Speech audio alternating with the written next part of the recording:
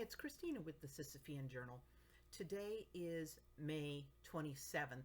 I've already covered today's two anniversaries. One is one of 17 deaths that I know about at National Abortion Federation flagship Family Planning Associates Medical Group.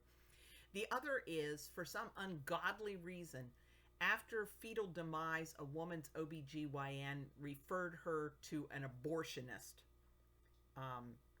to have the dead baby removed. So, interestingly, this ties into one of today's news stories because the clinic where this woman died was Washington Surgi-Clinic, operated by Dr. Cesare Santangelo in Washington, D.C. And one of the things in the news today is the pro-life group is asking the Trump administration to investigate the deaths of 5 aborted babies whose remains were retrieved from a disposal company that was taking the dead babies from this particular facility.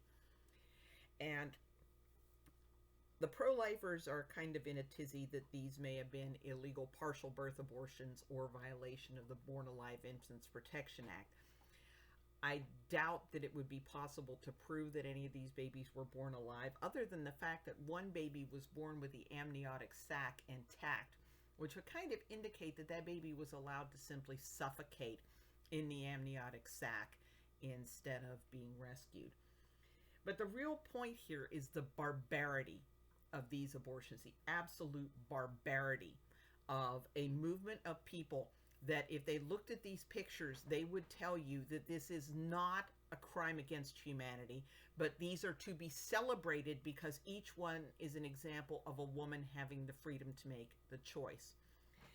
And, I really think that certain choices are not allowable. Men should not be allowed to decide which women they rape. Arsonists should not be allowed to choose which buildings they put on fire. And women should not be allowed to choose which babies get dismembered alive or get their brains sucked out through a tube or get stabbed in the heart with an overdose of Pitocin. There are some things that a civilized society doesn't do. And I think that these babies are an example of something that simply should not be allowed to happen. And on YouTube, I'm afraid to link to anything, but if you look online for 5 aborted babies, Washington Surgi-Clinic, you will find this story.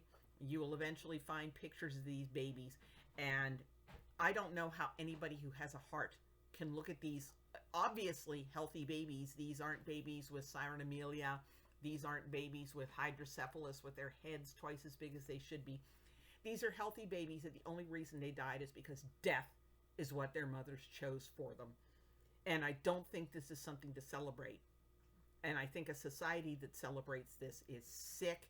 And, when you look at the way our society is collapsing, it looks like we're bringing it on ourselves by celebrating something as sick as the killing of babies just like these.